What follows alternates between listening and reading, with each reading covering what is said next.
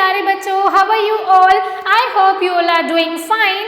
Welcome back to the new class, and here we are learning Step into English for class 5th by Riddhi series and published by Children's Voice.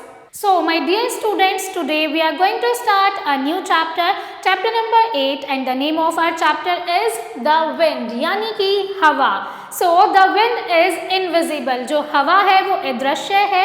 We cannot see it but we can feel its presence. यानी कि हम हवा को देख नहीं सकते हैं लेकिन हम इसकी प्रेजेंस को फील कर सकते हैं. It is the life giver to the living beings. यानी कि ये लिविंग बींग्स को जीवन देती है. In this poem, इस पोएम में the poet has described the existence of wind. इस पोएम में पोइट ने क्या किया है? हवा की एग्जिस्टेंस को डिस्क्राइब किया है. So let's start this poem. Who has seen the wind? Neither I nor you. यानी कि हवा को किसने देखा है?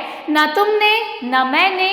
But when the leaves hang trembling, the wind is passing through. लेकिन जब भी पत्तियां कपकपाती हैं या हिलती हैं तो हवा वहां से गुजरती है. Who has seen the wind? Neither you nor I. हवा को किसने देखा है? न तुमने और न मैंने. But when the trees bow down their heads, the wind is passing by. लेकिन जब भी पेड़ झुकते हैं या फिर अपने सिर को झुकाते हैं, इसका मतलब जो हवा है वो पेड़ों से होकर गुजरती है. तो यहाँ पर जो पॉइंट है वो क्या कहना चाहता है? वो ये कह रहा है कि हम हवा को देख नहीं सकते हैं लेकिन जो हवा है वो एग्जिस्ट करती है, वो सभी लिविंग बींग्स को जीवन देती है. तो ना हवा को आपने देखा है ना हवा को मैंने देखा है, लेकिन जब भी पत्तियां हिलती हैं, कपकपाती हैं, इसका मतलब हवा वहाँ से गुजरती है. जब पेड़ हिलते हैं या फिर अपना सर झुकाते हैं, इसका मतलब हवा वहाँ पर है और वहाँ से गुजर रही है. ओके, तो now we will come to the exercise part of this chapter. यहाँ पर आपको कुछ वर्ड मीनिंग्स दिए गए हैं. विंड का मतलब होता है मूविंग एयर.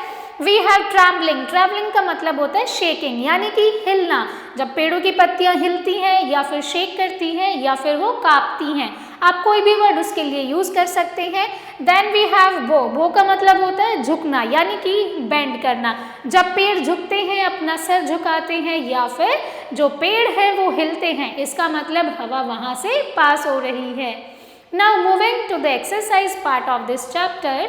यहाँ पर आपको क्या करना है बच्चों? Complete the lines of the poem, यानी कि पोएम की लाइन्स आपको कंप्लीट करनी है. एंड आई होप ये आप सभी अपने आप से कर पाएंगे क्योंकि बहुत ही छोटी सी पोएम है. इसमें आपको एक स्टैंजा कंप्लीट करना है. Then answer the following questions. What is wind? यानी कि हवा क्या है? हवा मूविंग एयर है जो कि लिविंग बींग्स को लाइफ प्रोवाइड करती है. How is the presence of the wind felt? हवा का जो प्रेजेंस है, जो एग्जिस्टेंस है, उसे कैसे फील किया जाता है? यानी कि जब भी जो लीव्स हैं वो शेक करती हैं, जितने भी ट्रीज हैं वो बो करते हैं, इट मीन्स जो हवा है वो वहाँ से पास हो रही है और हवा एग्जिस्ट करती है. How many stanzas are there in this poem? आपको बताना है इस पोएम में कितने स्टैंजा हैं. केवल 2 ही स्टैंजा हैं. How many lines are there in this poem? और इस पोएम में कितनी लाइन्स हैं?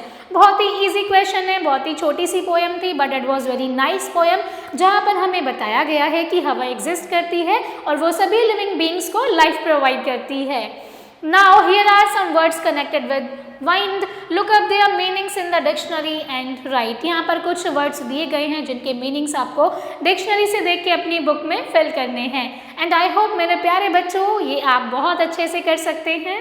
So that's all for today's class. I hope my dear children it was an interesting story. Thank you so much for watching and learning with me. I will see you all in the next class. Till then keep learning and keep practicing.